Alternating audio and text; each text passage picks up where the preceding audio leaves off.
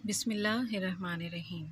سبق نمبر 5 کے lecture number 1 کے ساتھ میں حاضر ہوں۔ آپ سب اپنی اردو کی کتاب کا صفحہ نمبر 21 کھول کے سامنے رکھیں۔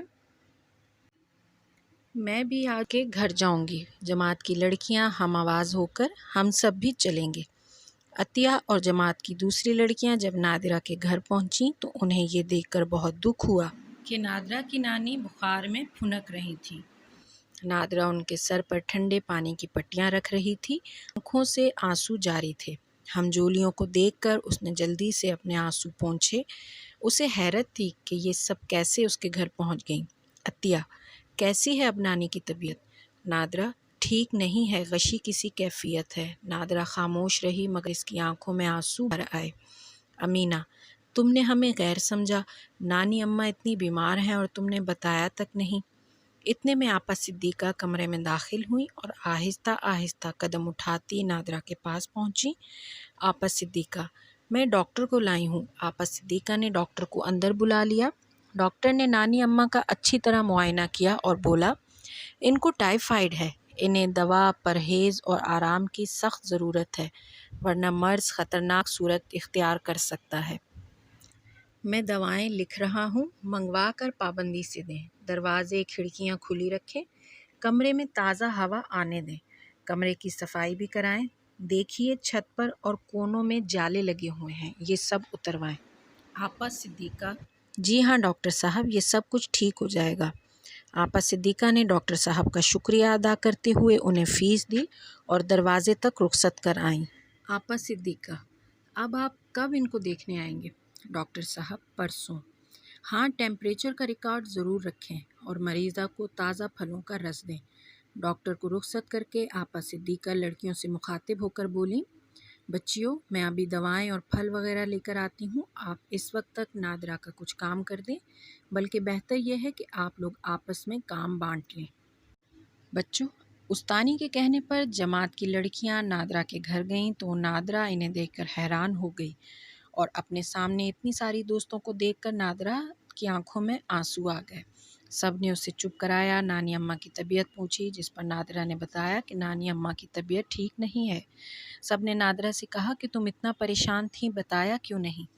اچانک وہاں پر آپا صدیقہ بھی آ گئیں۔ وہ اپنے ساتھ ڈاکٹر صاحب کو لے کر آئی تھیں، جنہوں نے نانی اماں کا معائنہ کیا اور بتایا کہ انہیں ٹائیفائیڈ ہے، انہیں پرہیز اور آرام کی ضرورت ہے۔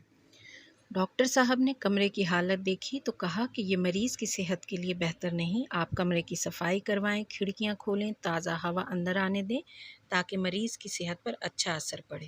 ڈاکٹر نے آپا صدیقہ کو چند ہدایات دیں اور ان کے جانے کے بعد آپا صدیقہ بازار سے پھل اور دوائیں لینے گئیں اور بچیوں کو کہا کہ آپس میں کام بانٹ لیں۔ بچوں، اب صفحہ نمبر 22 پہ آ جائیں۔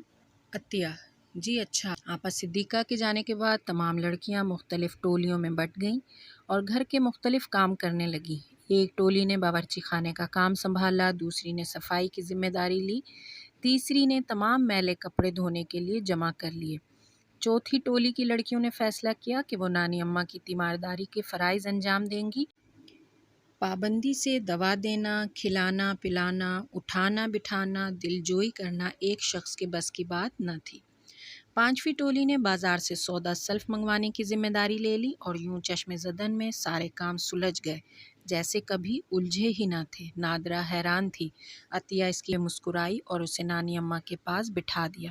عطیہ: بس تم نانی اماں کے پاس بیٹھو، آپا صدیقہ دوائیں لے کر آتی ہوں گی، نانی اماں جلدی ٹھیک ہو جائیں گی، تمہیں پریشان ہونے کی ضرورت نہیں۔ باورچی خانے سے امینہ نے عطیہ کو بلایا اور وہ ادھر چلی گئی۔ امینہ سرگوشی میں: باورچی خانے میں پکانے کے لیے کچھ بھی نہیں ہے، نہ تو آٹا چاول اور نہ ہی مرچ مسالہ اور تیل گھی، کیا پکائیں؟ عطیہ چپکے چپکے: ابھی سب آ جائے گا، معلوم ہوتا ہے نانی اماں کی بیماری کی وجہ سے سودا سلف آیا ہی نہیں، بھلا لاتا بھی کون؟ افسوس ہم بھی کتنے غافل اور لاپرواہ ہیں، جانے نادرہ کب سے بھوکی ہے۔ کچھ ہی دیر میں آپا صدیقہ دواؤں اور پھلوں سے بھری ٹوکری لیے گھر میں داخل ہوئیں۔ انہوں نے دیکھا کہ بچیوں نے پلک جھپکتے میں صفائی کر کے کمرے کا نقشہ بدل دیا تھا۔ وہ بہت خوش ہوئیں۔ انہوں نے تھرمامیٹر نانی کے منہ میں لگا دیا۔ قدسیہ نے آتے ہی برف منگوا لی تھی، وہ برابر ٹھنڈے پانی کی پٹیاں نانی اماں کے سر پر رکھ رہی تھی۔ نانی اماں کی غنودگی میں فرق آتا دیکھ کر نادرہ کی جان میں جان آئی۔ नानी अम्मा ने आंखें खोली तो नादरा जल्दी से नानी अम्मा के करीब आ बैठी। नादरा, जी नानी अम्मा। नानी, मैं ठीक हूँ। नादरा, जी हाँ, आप बिल्कुल ठीक हैं। आपा सिद्दीक़ा ने नादरा को इशारा किया कि वो इन्हें ज़्यादा कुछ न बताए।